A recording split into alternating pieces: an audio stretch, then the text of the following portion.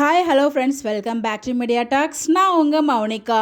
நம்ம LP live வந்திருந்தாங்க. So நைட்டும் வரதை அவங்க அப்டேட்டும் கொடுத்துருக்காங்க அந்த லைவில். அதாவது ஈவினிங்காக அகெயின் வரேன் அப்படின்னு சொல்லியிருந்தாங்க. நான் லைவ் ஃபுல்லாக பார்க்கலங்க, பிகாஸ் நான் காலேஜில் இருந்தேன். அந்த டைமில் வீடியோ ஃபுல்லாக பார்க்க முடியல. ஒரு சில பிடிஎஸ் மட்டும் பார்த்தேன். அதில் இன்றைக்கி, அதாவது இப்போ ரீசெண்ட் டேஸில் ஒரு விஷயம் ரொம்ப ரொம்ப வைரலாக போயிட்டுருக்கு.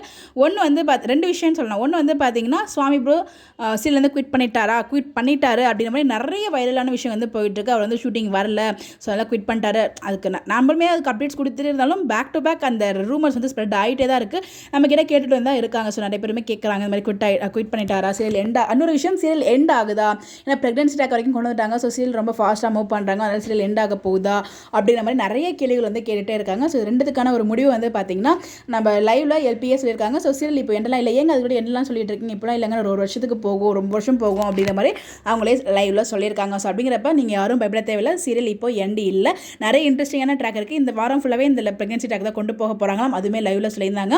விஜய் கிட்ட சொல்லுவாங்களா மாட்டாங்களா அப்படிங்கிறதுக்கு அவங்க தெளிவான பதில் சொல்லுங்க. அவங்க என்ன சொல்லியிருந்தாங்கிறது நெக்ஸ்ட் வீடியோவில் நான் ஷேர் பண்ணுறேன். நான் லைவ் வீடியோ ஃபுல்லாக நான் ஸ்டோர் பண்ணல, பிகாஸ் என் மொபைலில் ஸ்டோரேஜுமே இல்லை.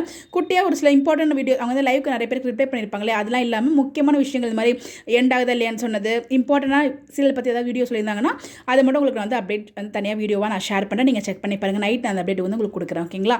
ஸோ இந்த இடத்துல பார்த்தீங்கன்னா, சபரி லைவ்ல ஜாயின் பண்ணியிருந்தாங்க. ஃபர்ஸ்ட் ஹிமாவாரி சின்சன், நம்ம லக்ஷ்மி பிரியா நர்மதா ரெண்டு பேரும் தான் லைவ்ல ஃபர்ஸ்ட் ஜாயின் ஆனாங்க. அதுக்கப்புறம் கங்கா என்ட்ரி ஆனாங்க. நம்ம சபரியுமே பார்த்தீங்கன்னா காரில் போகும்போது லைவ்ல ஜாயின் ஆனார் கூட. ஸோ சபரி எங்கே இருந்தாலும் அந்த இடம் பார்த்தீங்கன்னா ரொம்பவே ஹாப்பியாக ஒரு வைபாக இருக்கும். அதே மாதிரி லைவுமே வைபாக இருந்துச்சு. ஸோ ரொம்ப நல்லா இருந்துச்சு.